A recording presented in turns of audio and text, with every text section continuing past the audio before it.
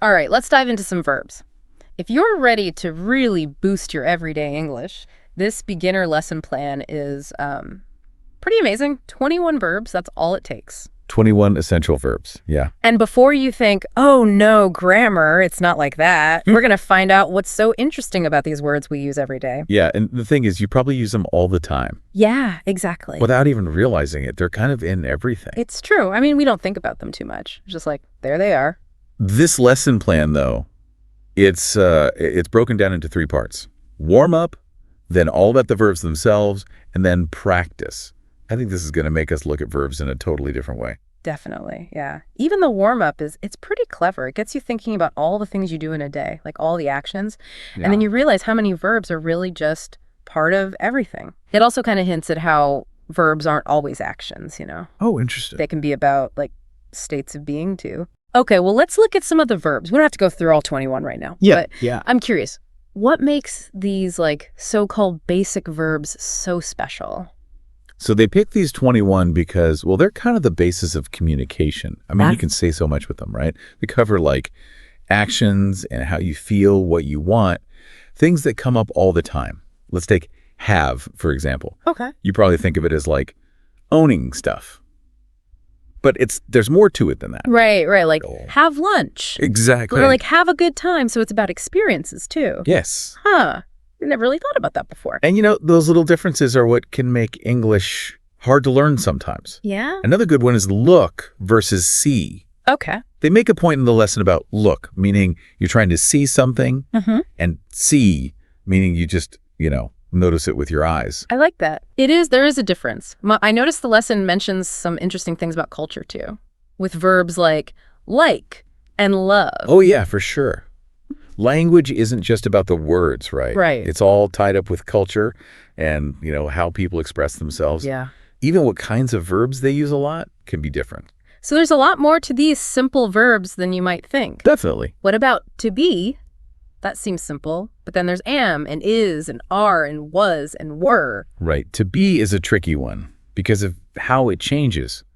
It's so basic, you have to use it to say anything about yourself or the world, but then it changes form all the time. We call that conjugation, by the way. Okay. How the verb changes depending on who's doing it or when it happened. That makes sense.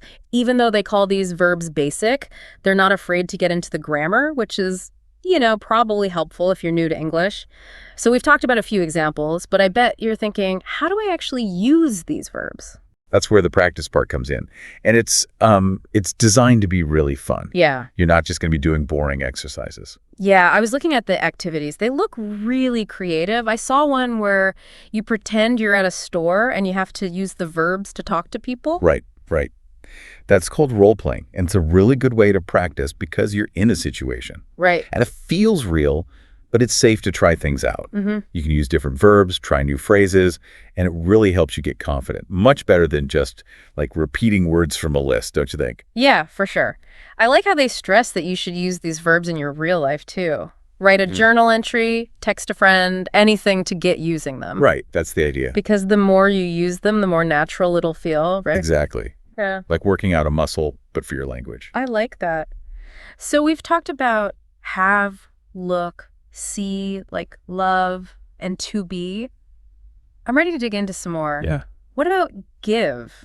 I mean, it seems pretty simple, but is there more to it? Give is a good one because it doesn't always mean like actually handing something to someone. Yeah, that's true.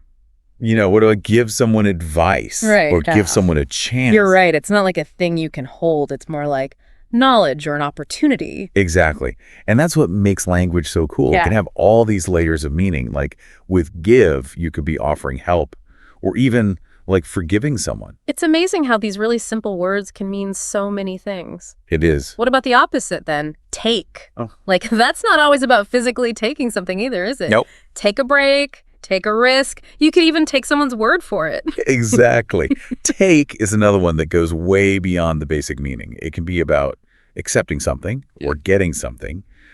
And yeah, like you said, you add a preposition and it becomes a whole new phrase. Oh, that's right. So you can take one word and combine it with others to make a totally different meaning. Yeah, exactly. It's like each verb is like a little building block. You can make so many different things. And that's what I love about language. How you can take simple things and put them together to make something really complex. Yeah. Okay, so I've got have, give, take. Now, what about verbs that are more about how we think and feel? Like think and feel. Those are big ones. Right. For sure. Because they're how we talk about what's going on inside. Right? Yeah. With think, you share your ideas, your opinions, that kind of thing.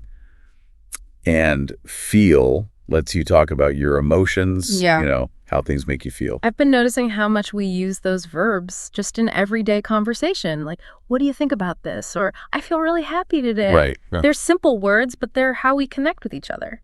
It's not just about giving information, it's how we share our experiences with each other, which is, what makes us human, really. It is.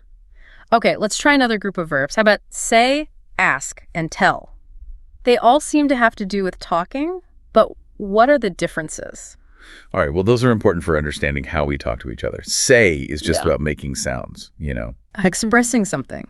Ask means you want to know something or you're requesting something. And tell is like giving information or instructions. Wow, so even a small difference like that can change a conversation completely. Yeah. It's amazing how 3 simple verbs are behind so much of how we talk to each other every day. We say hello, we ask questions, we tell stories. They're like the foundation of conversation, I guess. That's a good way to put it. They're how we share ideas, argue, entertain each other. Right. Without them, you couldn't really communicate that well. That's true. All right, let's do 2 more. What about try and use? They seem pretty straightforward, but I wonder if you see anything interesting in them. Well, try is about effort, and possibility. It means you're making an attempt, but you might not succeed. While use means you're using something for a purpose, a tool or a skill or even like language itself. So try is like dipping your toe in, and use is like jumping right in. That's a great way to think about it. Like with use, you've already decided to do something, right? Exactly. That's a really good point. It shows how even those small differences in meaning can make a big difference in what you're trying to say. For sure. Okay, so we've gone through quite a few of these 21 essential verbs. What do you think someone listening who wants to get better at English should take away from this? I think the most important thing is that even these basic verbs can do so much. Yeah. They're how we communicate, so when you really get them, you can say so much more and so much better. They're like, I don't know, the letters of the alphabet for talking. Once you know those, you can make all kinds of sentences. That's it. It's not about memorizing a list. It's about knowing how they work in different situations with other words. Yeah. And how they can mean different things. This deep dive has been really eye-opening. I never thought about these simple words so much before. And I like how this lesson makes learning fun. Oh, yeah. It's not just rules and exercises. It's like exploring, figuring things out.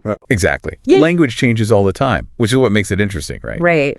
So this lesson is about getting involved in learning, try things out, play with the verbs, see what happens. Speaking of trying things out, I'm still thinking about that store role play. Yeah. What a cool way to practice.